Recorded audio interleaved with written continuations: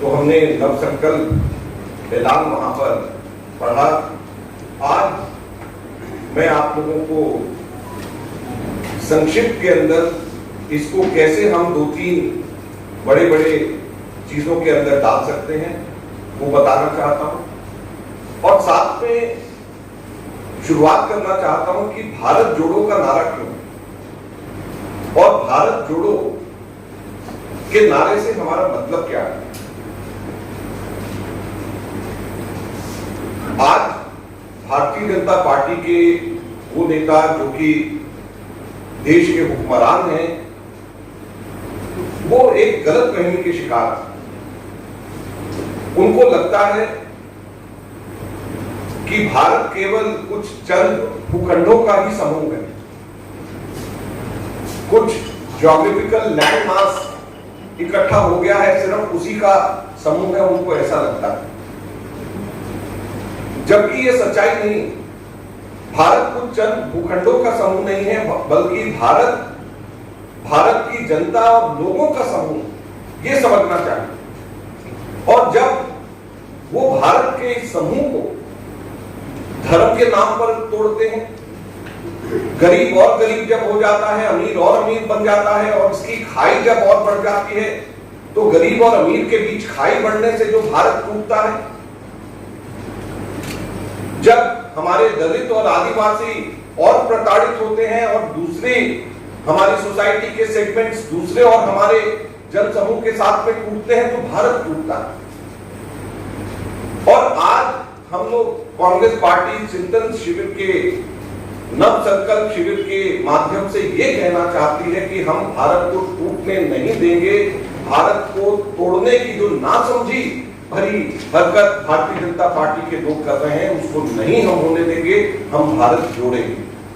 तो इसलिए सुब्बाराव जी का जो गांधीयन थे, उनकी संस्था के द्वारा ये दिया गया नारा था, जोड़ो जोड़ो भारत जोड़ो। और हमने सुब्बाराव जी की संस्था का जोड़ो जोड़ो भारत जोड़ो का नारा दिया, और हम लोग पूरे हिंदुस्तान के अंदर कांग्रेस के सभी लोग यात्राएं कर करके भारत को जोड़ने की बात करेंगे। और भारत टूट रहा है, भारत को तोड़ने की साजिश करी जा रही है, ये हम लोगों को बताना चाहेंगे। चाहे धर्म के नाम पे जब लोगों को बांटा जाए, तोड़ा जाए, तो भारत टूटता है।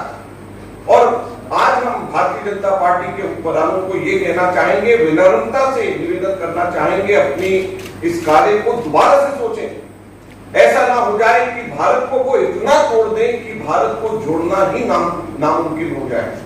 भारत के लोगों के दिलों में इतनी दरारें ना पैदा हो जाए कि भारत को जोड़ना ही कल को नामुमकिन हो जाए, क्योंकि भारत लोगों का समूह है, सिर्फ चंद भूखंडों का समूह नहीं है। इस बात को ध्यान में रख करके भारत के आगे उनको जो मौका मिला है, भारत को चलाने की कोशिश करें। जहां तक के इस हमारे पूरे के पूरे नव संकल्प शिविर में लोगों की सोच और जो लोग चाहते हैं, उसको अगर हम सब नेता, बड़े सब और छोटे सब चाहते हैं, तो 2 चीजें निकल करके आती हैं आगे के भविष्य को कांग्रेस के। श्रीमती सोनिया गांधी जी ने भी कहा अपने अभिभाषण के अंदर शुरू में, और सभी जगहों के ऊपर ये निकल करके आई कि हमारे संगठन के अंदर मूलभूत ढांचागत परिवर्तन करना चाहिए, स्ट्रक्चरल चेंजेस करने चाहिए। एक व्यक्ति को दूसरे व्यक्ति के साथ में तो है ही, उसकी बात भी करेगी, लेकिन मुख्यतः हमारे को ढांचागत परिवर्तन हमारे को करना पड़ेगा, स्ट्रक्चरल चेंजेस करने पड़ेंगे। क्योंकि जो डेमोक्रेसी के जो टूल्स हैं, जो लोकतंत्र के नए हथियार हैं, वो पिछले दशकों से जो बदल गए हैं, नए हो गए हैं, उसके साथ में हमको ताल कदम हमको मिलाना चाहिए, और वो ढांचागत परिवर्तन से ही संभव है। और इसीलिए कांग्रेस पार्टी ने, जो अभी मैं बताऊंगा कि जो हम लोगों ने जो इसके अंदर सिफारिशें करी हैं, जिसका पालन हम लोग करेंगे, उसको जो है उसको इस चीज को ध्यान में रखा गया है कि हमारे संगठन का ढांचा इस तरीके से हो कि हमारे नई प्रौद्योगिकी, नई टेक्नोलॉजी और हम लोग ताल कदम मिला सके, जो हमारे जिस तरीके से हम लोग का प्रौद्योगिकी के अंदर विकास हुआ। और दूसरा बहुत महत्वपूर्ण चीज कि युवाओं का को उचित प्रतिनिधित्व हर स्तर के ऊपर मिले। आप में से बहुत सारे लोगों को अभी ये लग रहा होगा कि ये कैसे संभव है, ये संभव ही नहीं है। लेकिन मैं आपको ये कहना चाहता हूं कि ये नव संकल्प जो हम लोगों का ऐलान है, उसके अंदर जो हमारा संकल्प है वो बहुत दृढ़ है। तो ये कोई केवल नव संकल्प ही नहीं है, ये दृढ़ संकल्प भी है। और ये दृढ़ संकल्प है कि हम लोग इसका पालन हर हालत में करेंगे। और जब हम कहते हैं कि 50 अंडर 50, तो 50 अंडर 50 कांग्रेस वर्किंग कमेटी से लेकर के नीचे तक के हर लेवल के ऊपर 50 अंडर 50 होगा। और ये हमारा नव संकल्प नहीं, हमारा दृढ़ संकल्प है, फर्म रिजॉल्व है। आप आगे आने वाले समय में इस चीज को देखेंगे।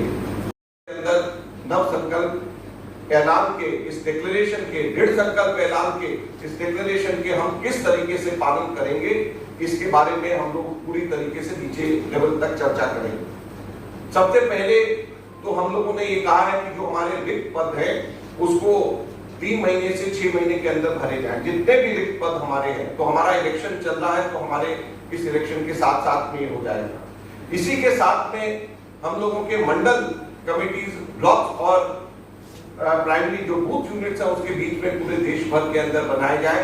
इसके लिए जिन जगहों पे इनके इलेक्शंस हैं, केरल में इनके इलेक्शंस होते हैं, बाकी जगहों पे नहीं होते, तो वहां पे हम लोग प्रदेश की तरफ से इसको बहुत जल्द बनाएंगे। और 3 नए डिपार्टमेंट्स, एक तो election management department, public insight department और नेशनल इंस्टीट्यूट ऑफ ट्रेनिंग, ये तीनों की स्थापना भी हम लोग जल्द कर रहे हैं। और ये पब्लिक इंसाइट डिपार्टमेंट हमारे साइंटिफिक सर्वेस करेगा ताकि हमारे हर लेवल पे लोगों को इस चीज का अंदाजा हो कि हमको किस तरीके से आगे पार्टी को लेकर के जाना है, इश्यूज के ऊपर हमारी क्या सोच और क्या रिस्पॉन्स होना चाहिए।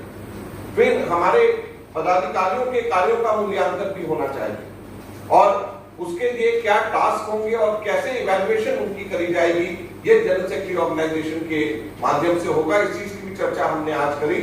हम सब लोगों की भी, इवन जनरल सेक्रेटरी AICC की भी, और नीचे हरेक के काम की इवैल्यूएशन हमारे जनरल सेक्रेटरी ऑर्गेनाइजेशन के ऑफिस में होगा। टास्क बनाए जाएंगे और उसको हम लोगों को अचीव करना पड़ेगा।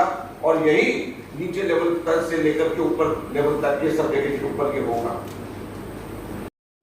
हम लोगों ने आह्वान किया है और यूथ को फिर से मैं आज आप लोगों के माध्यम से कहना चाहता हूं कि युवाओं के लिए एक बहुत बड़ी अपॉर्चुनिटी कांग्रेस पार्टी के अंदर हो रही है। और इलेक्शन अथॉरिटी को से भी बात करके और हमारे इस नव संकल्प के ऐलानों को भी उनसे बात करके कहा जा रहा है कि किस प्रकार से हमारे आगे आने वाले इलेक्शंस में इसको इंश्योर किया जा सके और संगठन के अंदर कैसे ढांचागत स्ट्रक्चरल चेंजेस इसमें करे जाएंगे, इसके ऊपर भी कार्रवाई हम लोग